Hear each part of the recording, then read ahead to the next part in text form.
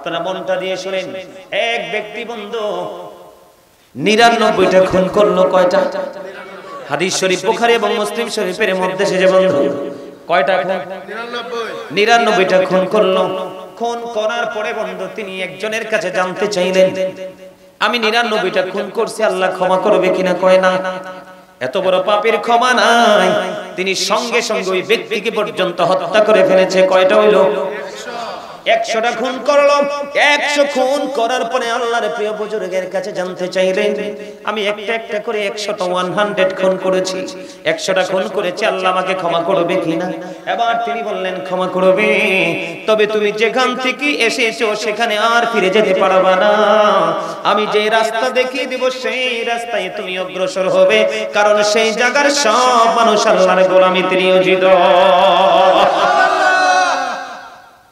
এবার ওই কি করলেন, যিনি হত্যাকারী তিনি যিনি আল্লাহওয়ালা বুজুর্গ লোক দেখিয়ে দিয়েছেন তুমি এই পথে হাঁটো, তিনি ওই পথে হাঁটতে শুরু করলেন। হাঁটতে হাঁটতে হাঁটতে হাঁটতে বন্ধু পথের মধ্যখানে, কোথায়? পথের মধ্যখানে দুই দল ফেরেশতা আসলো। এক দল গজবের, আরেক দল হলো কিসের? নিয়ামতের। জান্নাতি এবং জাহান্নামী দুজন টানা হেসরা করতেছে। দুইটা দল তার মৃত্যুর সময় তার প্রাণ পাকে নিয়ে যাবে। যারা জান্নাতি তারা বলতেছে সে পাপের জগৎ ছেড়ে এসেছে, আর যারা জাহান্নামী তারা বলতেছে না না, তার প্রাণটা আমরা কেড়ে নিব, তো অনেক বড় পাপী। দুই পক্ষের মধ্যে যখন দ্বন্দ্ব কলহ চলতেছে, কথোপকথন কাটাকাটি, আল্লাহ রাব্বুল আলামিন ফয়সালা দেওয়ার জন্য আরেকজন পাঠিয়ে দিল।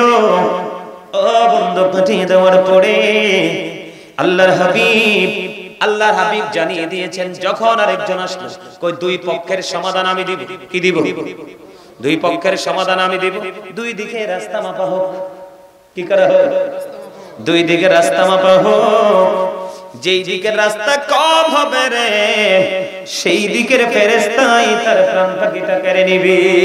সুবহানাল্লাহ। কি হবে বন্ধুরে আমার? কবরটা কেমন মজার দেখেন। আল্লাহ রাব্বুল আলামিন আল্লাহর প্রিয় বান্দা তওবাকারীকে, যারা অন্যায় থেকে বের হয়ে আলোর দিকে আসতে চান না, তাদেরকে তো পছন্দ করেন।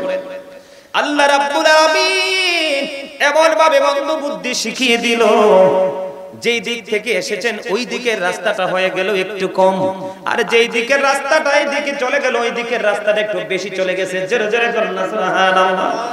তার মানে জান্নাতি নিয়ামতের দিকে একটু বেশি চলে গেছে।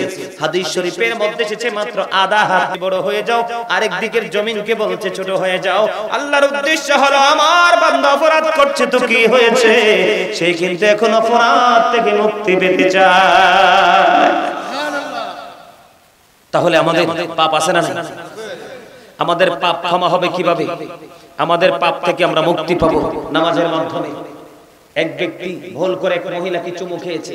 চুমু খাওয়ার পরে মনে হয়েছে সে যে অনেক বড় অন্যায় করেছে। হাদিস শরীফের মধ্যে এসেছে, আল্লাহ রাসূল বলেছেন, তুমি চুমু খেয়েছো, পাপ থেকে মুক্তি পেতে চাও, তুমি বেশি বেশি করে নামাজ পড়ো। জোরে বলুন না সুবহানাল্লাহ। আরে ভাই, আমি কি ভুল বলছি? এদিকে দেখেন, হযরত আবু যর রাদিয়াল্লাহু তাআলা আনহু থেকে হাদিস বর্ণিত, আমার নবী শীতের দিনে বের হলো। বের হওয়ার পরে দেখবেন শীতের দিনে গাছের পাতা ঝরে যায়, কিন্তু যায় কি যায় না? আমার নবী দেখলেন গাছের পাতা জোরে জোরে পড়ছে।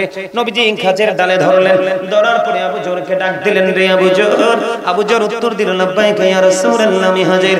আমার নবী বললেন, রে আবু যর, শীতের দিনের কারণে যেমনি গাছের পাতা বিরামহীন ভাবে জোরে জোরে পড়ছে, আল্লাহর বান্দা আল্লাহর কুদরতি কদমে যখন পা বাড়াবে, আল্লাহর কুদরতি কদমে যখন সিজদা দিবে ভালোবেসে, ওই গাছের পাতার মতো তার জীবনের গুনাহগুলি মাফ হয়ে যাবে। জীবনে গাছের পাতাগুলো যেমনি ঝরে পরিষ্কার হয়ে যায়, ওই ব্যক্তি নামাজি ব্যক্তির জীবনের গুনাহগুলো তেমনি